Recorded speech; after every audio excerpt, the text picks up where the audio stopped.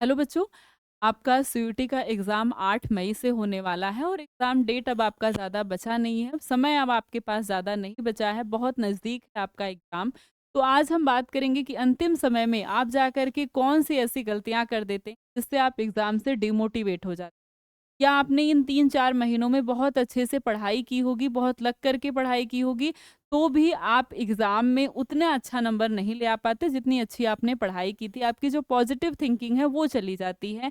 कौन-कौन सी ऐसी वजह है? और अगर 3-4 दिन भी आप अपनी पढ़ाई को मिस कर देते हैं इन कारणों से, तो आपका जो पॉज़िटिव थिंकिंग है वो ख़त्म हो जाता है और जहाँ पॉज़िटिव थिंकिंग आपकी ख़त्म हुई, तहाँ एग्ज़ाम का जो आपका मार्क्स है, जो लेवल है वो आपका ख़त्म हो जाता है। भले ही आपने साल भर बहुत अच्छी मेहनत की हो, बहुत अच्छी पढ़ाई की हो तो भी।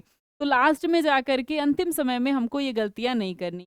रिवीजन करते रहना है, एमसीक्यू सॉल्व करना है, प्रैक्टिस सेट करते जाना है, पीवाईक्यू लगाने हैं, बहुत ज़्यादा बार-बार रिवीजन करना है, ये सब बातें तो आप सभी को पता होंगी और ये शुरुआत से हम लोग इसके बारे में डिस्कस करते रहते हैं कि रिवीजन, एमसीक्यू, प्रैक्टिस टेस्ट और प्रैक्टिस सेट करना, पीवाईक्यू लगाना, ये सब तो मोस्ट इम्पोर्टेंट है, इससे आपके एग्ज़ाम का लेवल पता चलता है।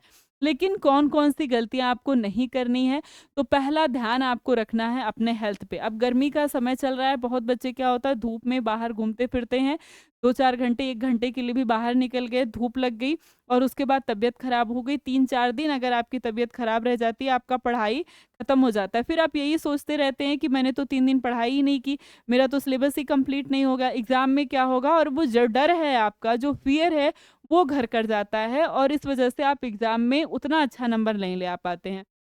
खाने-पीने पे आपको ध्यान रखना है क्योंकि जैसा ही आप खाएँगे-पिएँगे, वैसा ही आपका हेल्थ रहेगा। तो बाहर घूमना नहीं है, खाने-पीने पे ध्यान रखना है और दूसरी बात है आपकी कि अगर आप बाहर निकलते हैं, ज़्यादा धूप लग जाती है, तो आपकी तबीयत खराब हो जाएगी। 3-4 दिन में ही अगर आपके पास समय नहीं बचेगा, 3-4 दिन अगर आप डिमोटिवेट हो जाते हैं, तो आप एग्ज़ाम को अच्छे से क्रैक नहीं कर पाएँगे।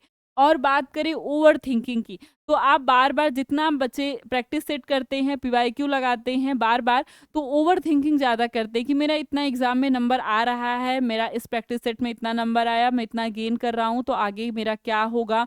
मैं उतना कर पाऊँगा या नहीं कर पाऊँगा? एग्ज़ाम में क्या हाल होगा? ये ओवरथिंकिंग आपको नहीं रखनी है, सही होगा या नहीं होगा। हमेशा क्या करना है? पॉज़िटिव रहना है और अपने आप को कभी भी डिमोटिवेट नहीं करना है। ऐसा नहीं है कि प्रैक्टिस सेट में कम नंबर आया, तो ये सोचिए कि मैं एग्ज़ाम में भी मेरा कम नंबर आएगा। ऐसा बिल्कुल भी नहीं है। प्रैक्टिस सेट क्या है, जितने भी पीवाईक्यू हैं या जितने भी पेपर हैं उसके हिसाब से एक पैटर्न पर चलता रहता है। लेकिन जो एग्ज़ाम है वो कुछ अलग वे में भी जा सकता है। तो ऐसा बिल्कुल भी नहीं है कि प्रैक्टिस सेट में आपका जितना नंबर आ रहा है उतना ही नंबर आपका एग्ज़ाम में आ जाएगा एट इज़ इट। हाँ, उसके आस-पास आ सकता है क्योंकि जो आपके क्वेश्चन हैं उसी टाइप के क्वेश्चन, उसी लेवल के क्वेश्चन आपको एग्ज़ाम में देखने के लिए मिलेंगे। तो एकदम प्रॉपर नींद रखनी है, अपने हेल्थ को अच्छा रखना है, खाना-पीना अच्छे से खाना है और हमेशा पॉजिटिव सोचना है, ये सोचना है कि मेरा एग्ज़ाम में अच्छा नंबर आएगा और अगर आपका प्रैक्टिस सेट में कम नंबर भी आता है, तो भी अपने आप को डिमोटिवेट नहीं करना, अभी भी आपके पास समय है। जो थ्योरी, जो कॉन्सेप्ट आपने नहीं पढ़ा है, उसको दोबारा से पढ़ लीजिए। अपने आप को कभी भी जज नहीं करना है, ये नहीं सोचना है कि मेरा इसमें कम नंबर आ रहा है, तो मेरा एग्ज़ाम में भी कम नंबर आएगा। हमेशा पॉज़िटिव रहना है। जितना ज़्यादा अगर आप पॉज़िटिव रहेंगे, तो आपने पढ़ा कम भी होगा, तो भी अच्छे माइंड से आप जाके एग्ज़ाम देंगे, तो आपका नंबर अच्छा आएगा। लेकिन बहुत ज़्यादा अगर आपने पढ़ लिया हो लेकिन अपने आप को जज कर रहे होंगे, डिमोटिवेट हो जाएँगे, वही 3-4 दिन आपका लॉस हो जाएगा, तो आपका जो बच्चा कम भी पढ़ा होगा ना, उससे आपका ज़्यादा न उससे उसका नंबर ज़्यादा आ जाएगा, आपका कम आ जाएगा। भले ही आपने 3-4 महीने रगड़ के मेहनत की हो। क्यों? क्योंकि ये जो डिमोटिवेशन है, जो डर है, वो आपके अंदर आ गया और इस वजह से आप एग्ज़ाम में उतना अच्छा नंबर नहीं ले आ पाएँगे। बहुत सारे बच्चों का बहुत कुछ बाकी होता है, तो वो भी अपने आप को जज करते हैं, डिमोटिवेट होते हैं। जिनका सिलेबस अभी बाकी है, बहुत कुछ मतलब सिलेबस हो गया, जिनका सिलेबस अभी बाकी है उनको क्या करना है, उनको जो शॉर्ट में जो अब यूट्यूब पे आ रहा है या जो शॉर्ट रिवीजन कराया जा रहा है केवल उसको ही पढ़ना है। अब लॉन्ग लॉन्ग वन शॉट वाले देखने का कोई फायदा नहीं है। केवल एक टॉपिक का या कह सकते हैं एक चैप्टर का केवल जो वन शॉट आता है उसको आपको कवर करना है और उसी से आपको बहुत कुछ कवर हो गया क्योंकि उसमें सारे इम्पोर्टेंट ही टॉपिक पढ़ाए जाते हैं हर चैप्टर के। तो आपको बस इम्पोर्टेंट टॉपिक ही देखने हैं और मॉक टेस्ट ज़्यादा नहीं देना है, बहुत ज़्यादा नहीं देना है, बहुत मॉक टेस्ट नहीं देना है। बहुत मॉक टेस्ट देने से क्या होता है कि आपका ये जो सिलेबस है ये आप कवर नहीं कर पाते हैं।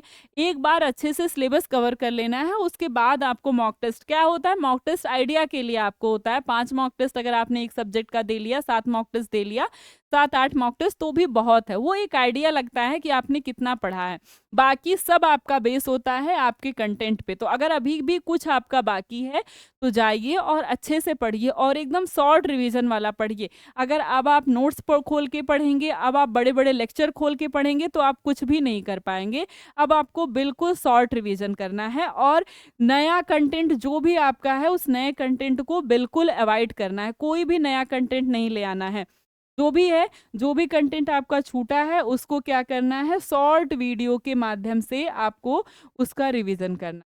जितना शॉर्ट वीडियो हो सके उसके माध्यम से आपको रिवीजन करना है। कोई भी लॉन्ग वीडियो नहीं खोलना है क्योंकि आपके पास अब समय नहीं बचा हुआ है।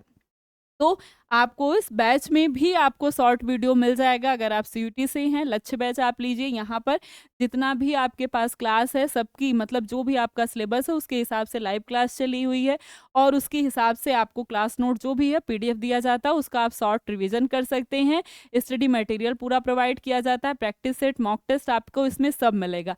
या फिर अगर आप सीनेट, नर्सिंग, एम्स या फिर बिहार नर्सिंग कर रहे हैं तो उसका भी वही हाल है। प्रीवियस ईयर बेस पे आपकी लाइव क्लासेस चलती हैं। सारा पीडीएफ नोट, सबका MCQ, practice set, previous year paper सब कुछ इसमें आपको दिया जाता है। और अब इस समय सारा का सारा शॉर्ट रिवीजन चल रहा है और एकदम उसी बस एक-एक वीडियो देख के एक-एक टॉपिक का हम वन शॉट से आप कवर करिए। अगर आपका अभी भी कुछ बाकी है तो, और नहीं बाकी है तो आराम से उसका रिवीजन करिए।